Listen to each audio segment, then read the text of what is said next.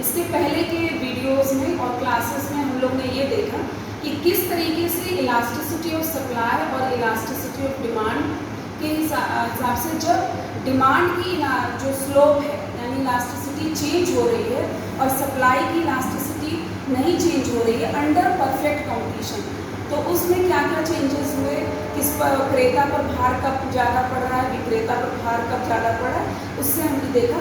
आज हम वो बाजार की दशा थी परफेक्ट कंपटीशन, आज हम उत्पादन की जो लागत है वो कब बढ़ रही है और घट रही है, तो उसमें किस प्रकार से टैक्स का विवर्तन होगा ये देखेंगे।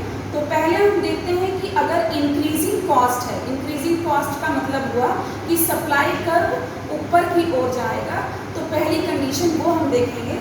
तो पहले हम एक्स एक्सिस पे जो है आउटपुट लेंगे क्वांटिटी, वाई एक्सिस पे हम प्राइस और टैक्स लेंगे और ये ज़ीरो, क्योंकि डायग्राम्स की मार्किंग करना बहुत ही ज़रूरी है।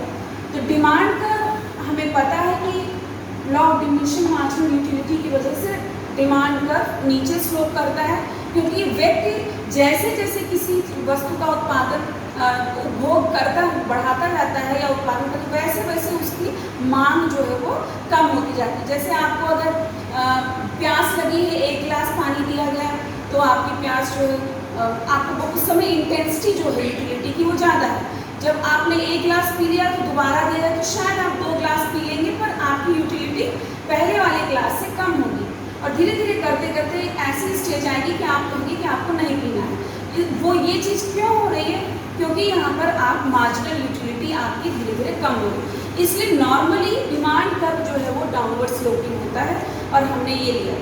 दूसरी चीज़ ये कि इंक्रीजिंग कॉस्ट कंडीशन में सप्लाई कर्व ऊपर जाता हुआ बनेगा, ये सप्लाई कर्व एस एस है। जब गवर्नमेंट टैक्स लगा देगी तो आपको पहले भी बता चुके हैं कि या तो जो प्रोड्यूसर है वो क्वांटिटी को कम करेगा, या तो वो टैक्स क्वांटिटी को कम करेगा, या तो प्राइस को बढ़ाएगा। तो इसमें देखिए वो क्या करता है। पहला इक्विलिब्रियम ये है, इसके अकॉर्डिंगली क्वांटिटी ये है, और दूसरा इक्विलिब्रियम ये है, पहला इक्विलिब्रियम ये है, क्वांटिटी ये है और प्राइस ये है। OP is the price and OM is the quantity. अब जब टैक्स लगाया गवर्नमेंट ने, पी सप्लाई कर अंदर की तरफ शिफ्ट हो गया, यानी कि कॉस्ट जो है वो बढ़ गई। तो कॉस्ट बढ़ने पर क्या होगा कि क्वांटिटी जो है वो कम हो जाएगी। जब लागत बढ़ जाएगी तो क्वांटिटी कम हो जाएगी। नया इक्विलिब्रियम यहाँ पर है और अब इसके अकॉर्डिंगली क्वांटिटी हो गई OM1 और प्राइस हो जाएगा PP1। तो increase in price is PP1 and decrease in quantity is MM1। अब ये यहाँ पे जो दो सप्लाई कर्व्स के बीच लंबी दूरी होती है वो टैक्स होता है। तो मान लीजिए यहाँ पे ये RT है, तो ये टैक्स हुआ, ये R पॉइंट और ये T पॉइंट, तो ये टोटल जो है RT इज टैक्स। अब इसमें जो ऊपरी हिस्सा हमें पता है कि वो बर्डन ऑन बायर होता है।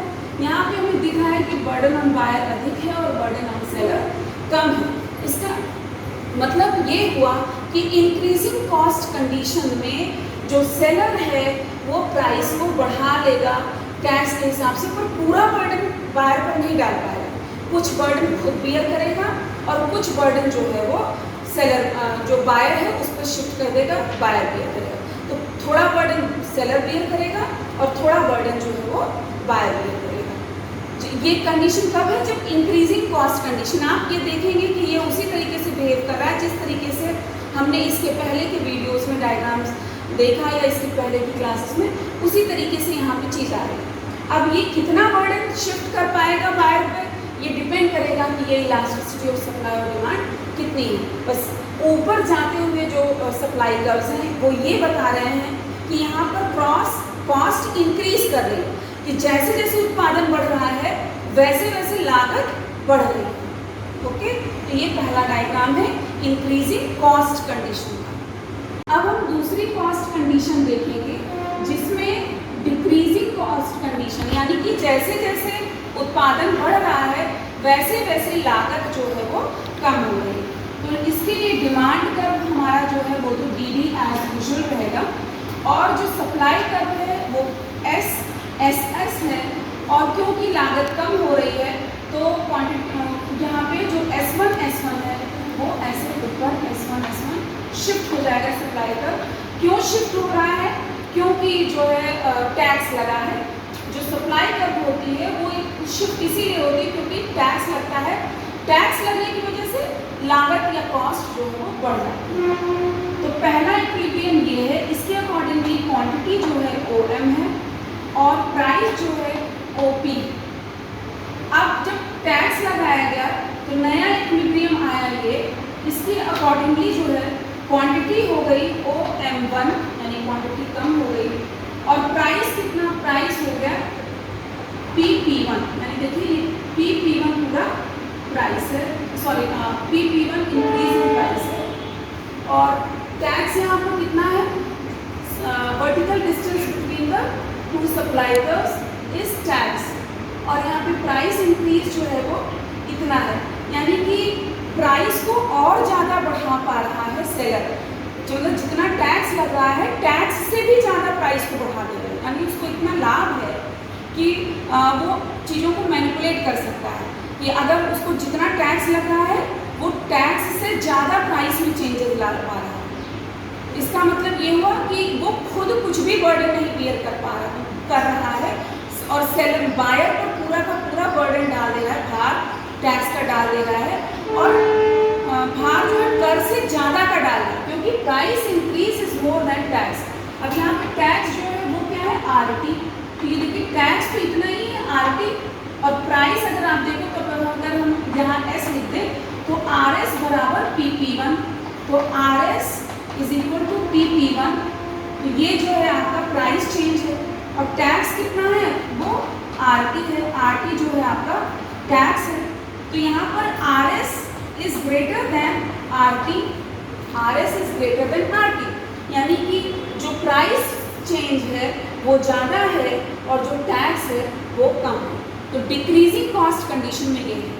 और कैसे ये पता चला डिक्रीजिंग कॉस्ट की? क्योंकि हम बात कर रहे हैं तो ये सप्लाई कर्व जो है वो नीचे गिरता है। पहले वाले डायग्राम में ये सप्लाई कर्व ऊपर की ओर उठा हुआ था क्योंकि वो इंक्रीजिंग कॉस्ट कंडीशन थी।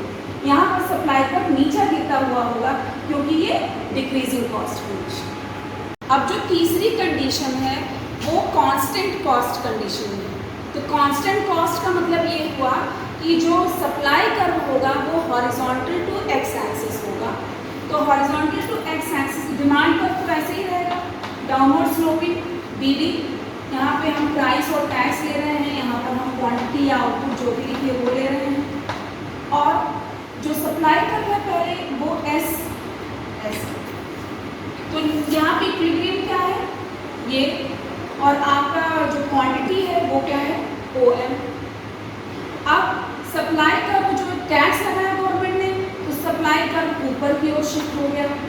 तो अब सप्लाई कर्व यहाँ पे शिफ्ट होकर कहाँ पहुँच गया? S1 पर जब ये पैरेलल शिफ्ट हुआ है इसका मतलब दोनों का स्लोप बराबर है। यानी लागत जो है वो कांस्टेंट है, लागत में कोई चेंज नहीं होगा। जैसे जैसे उत्पादन बढ़ रहा है लागत नहीं बढ़ रही, तब क्या होगा? तो पहला इक्विलिब्रियम ये है तो प्राइस यहाँ पर है। अगर हम इसको ना भी लिखें वहाँ लिखा ही हुआ है S। तो ये क्वांटिटी OM है, प्राइस जो है OP है। अब ये दोबारा जब दूसरा इक्विलिब्रियम ये है क्योंकि यहाँ डिमांड कर्व सप्लाई दूसरे वाले सप्लाई कर्व को यहाँ काट रहा है। इसके अकॉर्डिंगली जो है क्वांटिटी हो गई OM1 कम हो गई और प्राइस, इसको आप बैकवर्ड यहाँ शिफ्ट करिए तो प्राइस इंक्रीज हो गया ये। और आपको ये पता है कि दोनों कर्व्स के बीच का जो वर्टिकल डिस्टेंस होता है दोनों सप्लाई कर्व्स के बीच का वो टैक्स होता है। तो यहाँ पर ये RT जो है वो टैक्स है। तो जितना टैक्स है उतना ही प्राइस है। PP1 जो है वो बराबर है RT के। PP1 क्या है? इंक्रीज इन प्राइस है और RT क्या है? वो टैक्स जो गवर्नमेंट ने उस पर लगाया। तो जब कांस्टेंट कॉस्ट कंडीशन होगी तो सेलर पर जो है वो कोई बर्डन नहीं फॉल करेगा, पूरा का पूरा बर्डन जो है वो बायर पर फॉल करेगा। अगर हम ये फॉर्मूला भी देखें ES/EG is equal to burden on buyer upon burden on seller. यानी क्रेता पर भार और विक्रेता पर भार, ये दोनों आपस में आमने सामने की चीज़ें डायरेक्टली प्रोपोर्शनल होती है। ये बढ़ेगा तो ये बढ़ेगा, ये बढ़ेगा तो ये बढ़ेगा। और इधर ऊपर नीचे इनडायरेक्टली प्रोपोर्शनल, यानी कि ये बढ़ा तो ये कम होगा, ये ज़्यादा होगा, ये बढ़ा तो ये ज़्यादा होगा और ये कम होगा, क्योंकि ये इनडायरेक्टली प्रोपोर्शनल है और ये आमने सामने डायरेक्टली प्रोपोर्शनल है। अब यहाँ पे हम जब ये कह रहे हैं कि सप्लाई पर पूर्णतः इलास्टिक ही तो कहेंगे जब हॉरिजॉन्टल टू एक्स एक्सिस है, तो when E S is equal to infinite, जिसको हम अनंत कहते हैं, तो पूरा का पूरा भार बायर पर पड़ेगा, सेलर पर कोई भार नहीं पड़ेगा। ये इस फॉर्मूले से भी ये बात पता चल रही है और यहाँ पे ये दिख भी रहा है, क्योंकि जितना टैक्स लगाया गया पूरा का पूरा इंक्रीज हो गया प्राइस में, तो इस वजह से पूरा भार जो है बायर यानी क्रेता पर है, विक्रेता को कोई भी भार वहन नहीं करना पड़ा। ये तब कंडीशन होगी जब कांस्टेंट कॉस्ट कंडीशन है। तो जो कॉस्ट कंडीशंस हैं उसके अंडर ये 3 डायग्राम्स थे और इसके पहले परफेक्ट कंप्लीशन के आपके 5 डायग्राम्स थे, उसमें बाकी सप्लाई जब चेंज हुई उसके 5 कंडीशंस बताई थी। अब आगे नेक्स्ट लेक्चर में हम लोग मोनोपोली कंडीशन में किस तरीके से टैक्स शिफ्टिंग होगी, यानी किस तरीके से कर